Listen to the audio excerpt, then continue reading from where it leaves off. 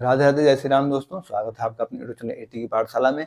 साथियों, आपकी क्लास 11 की मैथ्स चल रही है, जिसमें हम लोग आपकी क्लास 11 में कॉम्प्लेक्स नंबर को अच्छे से डिस्कस कर रहे हैं, जिसकी 3 क्लासेस ऑलरेडी हो चुकी हैं। आज साथियों आपकी चौथी क्लास है। जो भी साथी डायरेक्ट इस क्लास में आ गए हो, मेरी आपसे रिक्वेस्ट है कि आप प्लीज़ पुरानी क्लासेस को करके आएँ, ताकि आप काफ़ी अच्छे से कॉन्सेप्ट को रिलेट कर पाएँ, क्योंकि हर एक क्लासेस एक दूसरी क्लासेस से रिलेट होकर चल रही हैं। तो प्लीज़ आप सारी क्लासेस को लाइन वाइज करते आइए। प्लेलिस्ट बनी हुई है, वहाँ पे आपको सारी क्लासेस लाइन वाइज तरीके से एक सीक्वेंस में मिल जा रहे हैं। सारी क्लासेस की प्लेलिस्ट बनी हुई है। आपकी क्लास 11 की मैथ्स हो तो आपको कंप्लीट क्लास 11 के नाम से मिल जाएगी। आपकी क्लास 12 की मैथ्स है तो कंप्लीट क्लास 12 के नाम से मिलेगी। अगर आप यूपी टीजीटी पीजीटी के सिलेक्शन बैच से हैं तो आपको यूपी टीजीटी पीजीटी के सिलेक्शन बैच की क्लासेस प्लेलिस्ट में मिल जाएगी।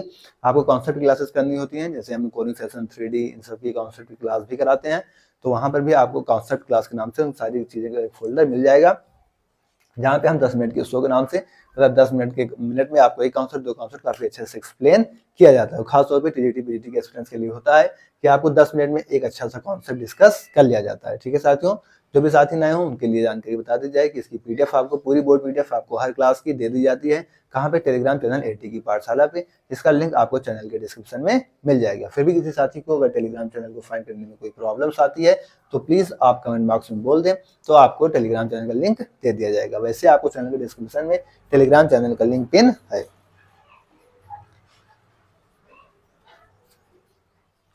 साथियों, आज हम लोग क्या करेंगे? आज हमें कुछ आइडेंटिटीज को करनी है। ठीक है, आइडेंटिटीज जैसे Z1 प्लस Z2 का होल स्क्वायर। अब इसके फॉर्मूलाज क्या होते हैं? Z1 square plus Z2 square plus 2Z1 Z2। ये कैसे आता है, कैसे इसे प्रूफ करते हैं, और Z1 माने Z2 का होल स्क्वायर, और भी बहुत सी चीजें आइडेंटिटीज हैं। तो आज हम इन चीजों को करेंगे। तो आइए स्टार्ट करते हैं। पहली आइडेंटिटी ही आपकी क्या है कि Z1 प्लस Z2 का होल स्क्वायर। ये क्या होता है साथियों? Z1 का स्क्वायर प्लस में Z2 का स्क्वायर प्लस में 2Z1 Z2। ठीक है, ये आइडेंटिटीज आपको पता होनी चाहिए। अब इसको हम यहां से क्या करेंगे? प्रूफ करेंगे। ठीक है, आइए प्रूफ करके देखते हैं। सबसे पहले हम क्या करेंगे?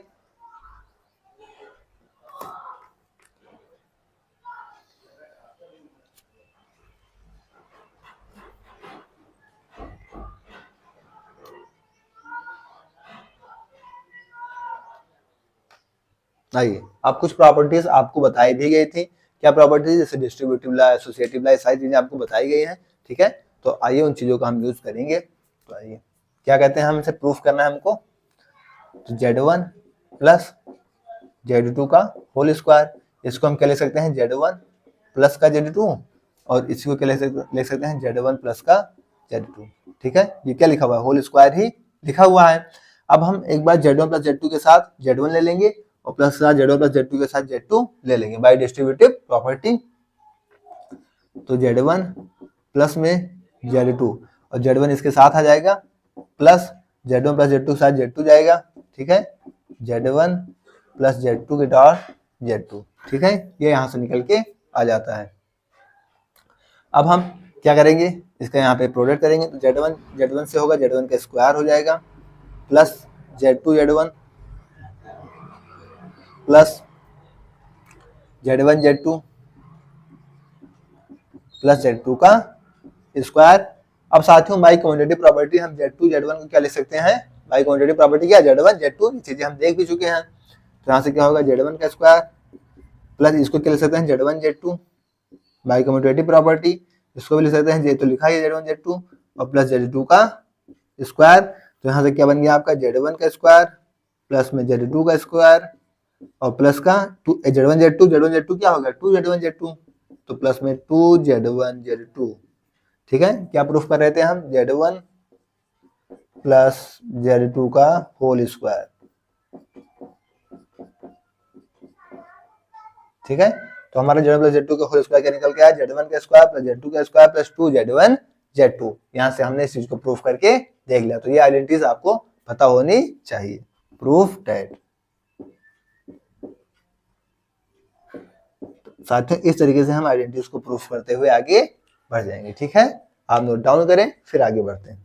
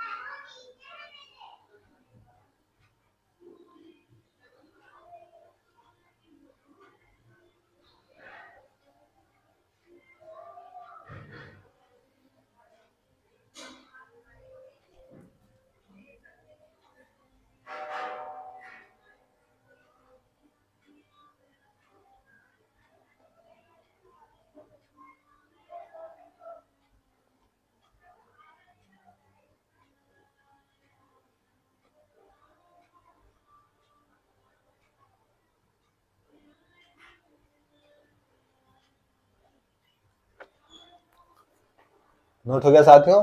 तो हम यहाँ से देखते हैं Z1 माइनस Z2 का होल स्क्वायर। ठीक है, इसका भी प्रूफ क्या होगा, एकदम सेम इसी तरीके से हो जाएगा। Z1 माइनस Z2 का स्क्वायर क्या होगा, Z1 square plus Z2 square minus का 2Z1 Z2। अब आइए इसको प्रूफ कर लेते हैं।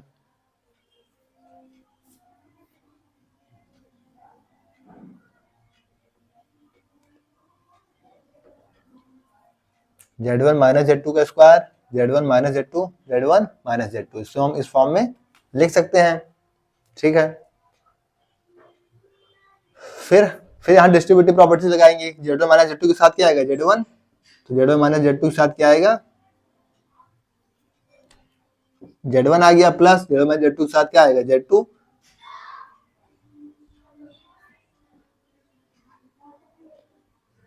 Z1 माइनस Z2 के साथ क्या आया, Z1 माइनस,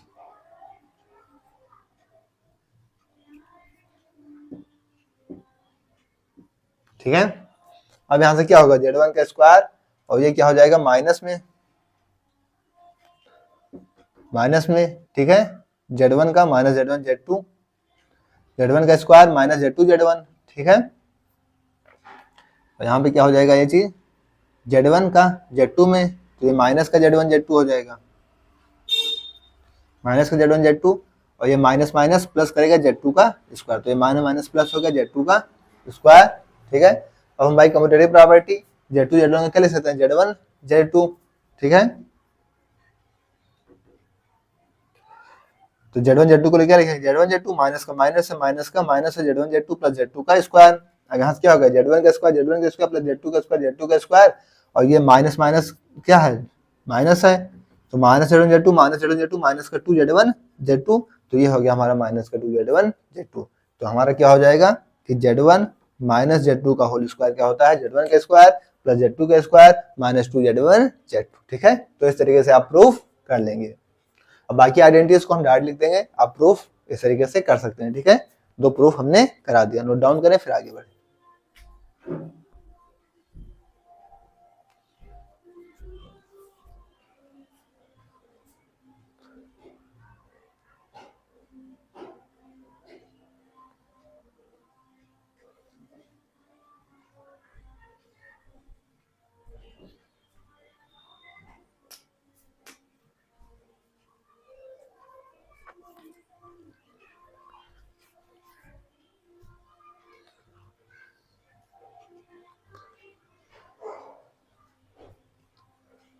नोट हो गया साथियों, आइए अब आगे बढ़ते हैं। कुछ और आइडेंटिटीज हैं, उन आइडेंटिटीज को लिख लेते हैं।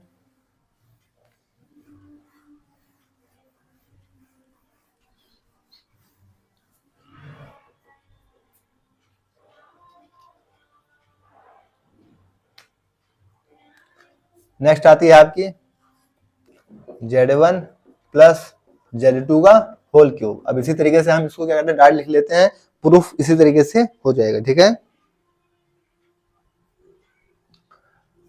तो इसकी आइडिया क्या होगी, Z1 का cube plus 3Z1 square Z2 plus 3Z1 Z2 square plus Z2 का होल क्यूब। ठीक है, इस तरीके से हम इसको लिख लेंगे।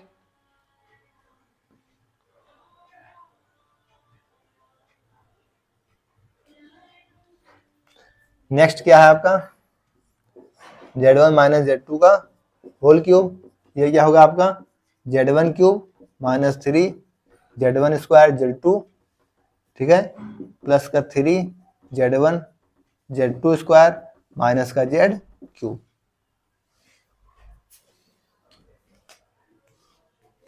ये वही आपका A माइनस बी का होल क्यूब वाला फॉर्मूला यूज हो जा रहा है।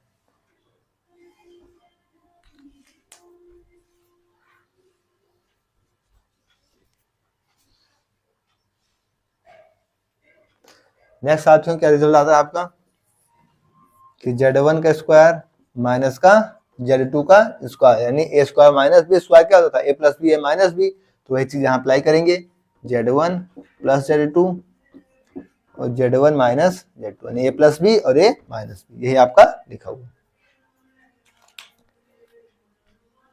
तो ऐसे बहुत सी आइडेंटिटीज हैं जिसे हम प्रूफ कर सकते हैं। फिलहाल इसको नोट डाउन करें, फिर इसके बाद हम मॉडुलस और कॉन्जुगेट के बारे में पढ़ेंगे। इससे नोट करिए।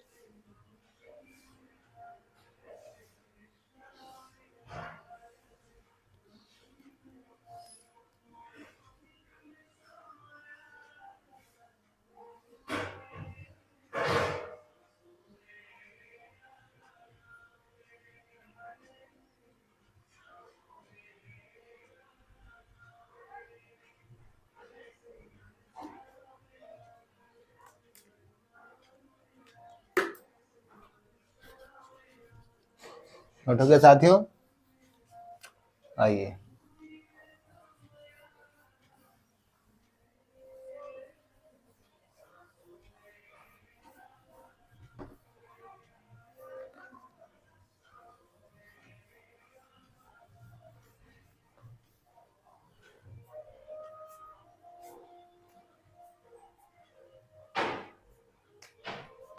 अब यहां से क्या देखिए, मॉडुलस और कॉन्जुगेट।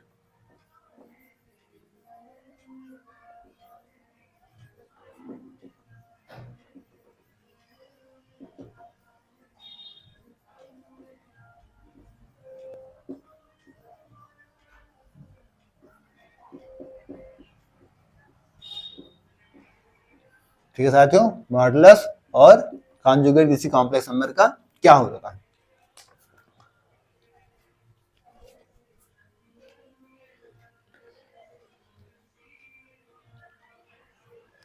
तो साथियों हम मॉडुलस और कॉन्जुगेट को यहाँ पे देखते हैं। ठीक है, आइए, जैसे हमने सबसे पहले एज्यूम किया आपका कि आपके पास कोई कॉम्प्लेक्स नंबर दे रखा है जेड क्या ए प्लस आयोटा ई। ठीक है, अब हम इससे मॉडुलस और कॉन्जुगेट को डिफाइन करेंगे। ठीक है, देन जो इसका मॉडुलस ऑफ जेड होगा वो कैसे होगा, मॉडुलस ऑफ जेड। ठीक है, जिसको हम डिफाइन कैसे करते हैं, इस तरीके से डिनोट करते हैं। ठीक है, मॉडुलस ऑफ जेड, और ये क्या होता है, इनका अंडर रूट हो जाता है। ठीक है, क्या हो जाता है, इनका अंडर रूट हो जाता है, under root of A square plus का बी स्क्वायर। तो किसी भी संख्या का आप मॉडुलस निकालेंगे तो इस चीज को याद रखेंगे क्या, कि मॉडुलस निकालते समय उसका अंडर रूट करेंगे और उसका जो स्क्वायर करेंगे उसको अंदर वाले पार्ट्स का स्क्वायर कर लेंगे। तो ये आपका मॉडुलस निकालने का तरीका होगा, और डिनोट हमें इस तरीके से उसको करते हैं। Now conjugate, conjugate of Z. Conjugate कैसे निकालते हैं, कैसे डिनोट करते हैं, जेड हमारे पास ये है तो कॉन्जुगेट क्या होगा, जेड कॉन्जुगेट मतलब जेड के ऊपर बार, और ए प्लस है तो ए माइनस आयोटा बी, ये हमारा कॉन्जुगेट हो जाएगा ए प्लस आयोटा बी का। ठीक है, तो इस तरीके से हम आपके कॉन्जुगेट को डिनोट करते हैं। अब साथियों हम लोगों ने पिछली क्लासेस में आपको देख रखा था कि जो मल्टीप्लिकेटिव इनवर्स होता है नॉन जीरो कॉम्प्लेक्स नंबर का, वो हमें क्या मिलता है, हमें पिछली क्लासेस से क्या पता है, 1 में ए प्लस आयोटा बी। ठीक है, ये चीज हम लोग आपका मल्टीप्लिकेटिव इनवर्स देख चुके हैं। ठीक है, इसको हम कुछ इस तरीके के फॉर्म में भी लिख देते थे, किसमें, a upon a square plus b square plus iota minus b upon में a square plus b square. कुछ इस फॉर्म में भी हम इसे देख लेते थे, ए प्लस आयोटा बी के फॉर्म में ही लिखा हुआ है। ठीक है, ये किस फॉर्म में लिखा है, ए प्लस आयोटा बी के फॉर्म में। और इसे अगर हम थोड़ा सा समराइज कर दें, इन दोनों को कॉमन ले लें, यहाँ से एलसीएम ले लें, ए स्क्वायर प्लस बी स्क्वायर, क्या ले लें यहाँ से ए स्क्वायर प्लस बी स्क्वायर, ये कॉमन हो गया तो क्या बचा यहाँ से ए माइनस का आयोटा बी। ठीक है, अब यहाँ से अगर आप देखें तो ए माइनस आयोटा बी क्या है, जेड कॉन्जुगेट, और ए स्क्वायर बी स्क्वायर क्या हो जाएगा, मॉडुलस जेड का स्क्वायर। यहां से अगर आप देखें, ठीक है, तो ए माइनस आयोटा बी आपको क्या मिला है, जेड कॉन्जुगेट। ये क्या मिला है, जेड कॉन्जुगेट अपॉन में अगर अंडर उठाएंगे तो इसका स्क्वायर हो जाएगा, ए स्क्वायर प्लस बी स्क्वायर क्या हो जाएगा, मॉडुलस ऑफ जेड का स्क्वायर। ठीक है, ये चीज यहां से निकल के आती है। तो अगर यहां से हम एक रिजल्ट प्रूफ करना चाहें, क्या ये क्या था आपका 1/z, ठीक है, ये इसे क्या लिखा देंगे आप 1/z, और 1/z से आपके लिखेंगे जेड कॉन्जुगेट अपॉन में मॉडुलस ऑफ जेड का स्क्वायर। अब इसका इधर और इसका इधर मल्टीप्लाई कर लीजिए तो क्या होगा, Z conjugate equal to modulus of Z का स्क्वायर। ये एक आइडेंटिटी होती है आपकी, जो कि हम लोगों ने यहाँ पे प्रूफ किया। इसको याद रखेंगे आप, क्या चीज,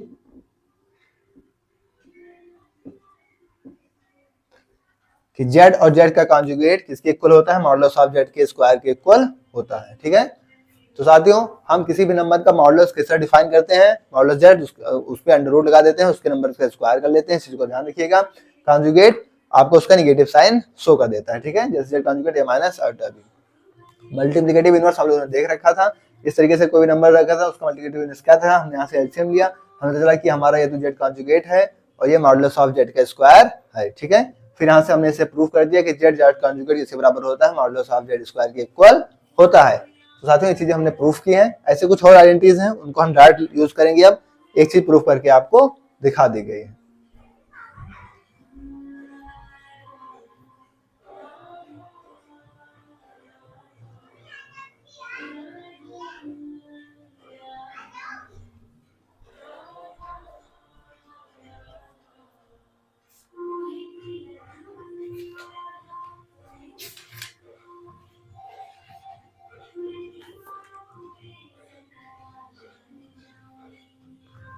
नोट हो गया साथियों? तो आइए अब कुछ और भी थ्योरम्स हैं उनको लिख लेते हैं, मतलब कुछ और रिजल्ट्स हैं उनको लिख लेते हैं।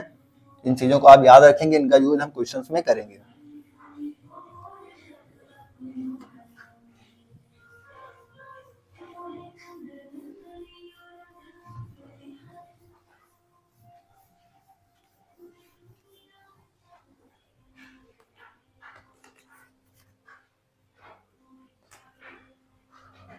पहली चीज कि अगर मॉडुलस ऑफ z1 में z2 है तो इसे हम अलग अलग भी लिख सकते हैं। ठीक है, मॉडुलस ऑफ z1 और मॉडुलस ऑफ z2, अगर मॉडुलस के अंदर दो जो आपके z1 z2 है तो उनको अलग अलग भी मॉडुलस के साथ लिखा जा सकता है। ठीक है, दूसरा कि अगर आप modulus of z1 upon z2 है तो इसे आप लिख सकते हैं मॉडुलस ऑफ z1 और मॉडुलस ऑफ z2 अलग अलग कर सकते हैं। याद रखेंगे कि z2 modulus z2 is not equal to 0, modulus z2 आपका 0 के इक्वल नहीं होना चाहिए। तीसरी प्रॉपर्टी क्या होती है इसकी कि अगर z1 z2 एक मॉडुलस के अंदर लिखे हुए हैं या कॉन्जुगेट के अंदर, तो इनका कॉन्जुगेट आप अलग अलग भी कर सकते हैं। z1 z2 का कॉन्जुगेट अलग अलग भी कर सकते हैं।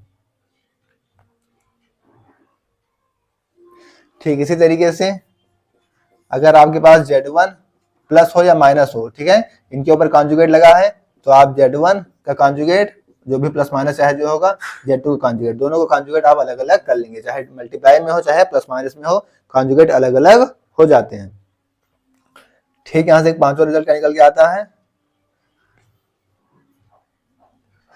कि z1 अपॉन में z2, ठीक है, अगर इस पे कॉन्जुगेट लगा हुआ है तो इसके कॉन्जुगेट्स को भी आप अलग अलग कर सकते हैं। ठीक है, z1 का कॉन्जुगेट अपॉन में z2 का कॉन्जुगेट, और यहां ध्यान रखेंगे आप provided z2 is not equal to 0, आपका z2 क्या हो सकता है, 0 नहीं हो सकता। ठीक है, ये 5 रिजल्ट यहां से निकल के आते हैं। और एक तो हमने अभी प्रूफ ही किया है, क्या कि z का कॉन्जुगेट मॉडुलस ऑफ z का स्क्वायर होता है। तो ये साथियों आपके पास 6 रिजल्ट्स आते हैं, इन 6 रिजल्ट्स को याद रखिएगा, इन्हें हम जब क्वेश्चन करेंगे तो वहां पे यूज करेंगे। नोट डाउन करें, फिर इसके आगे बढ़ते हैं।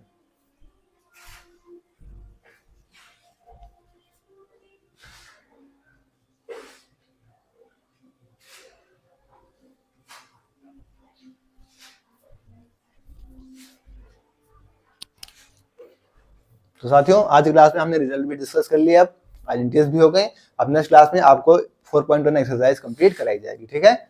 उसके क्वेश्चन आपको कराए जाएंगे, इसकी पीडीएफ आपको टेलीग्राम पे डाल दी जाएगी, आप यहाँ से पीडीएफ ले लेंगे, इनका रिवीजन कर लीजिएगा, ये आपके लिए मोस्ट इंपॉर्टेंट है। ओके, थैंक्स, जय श्री राम, राधे राधे।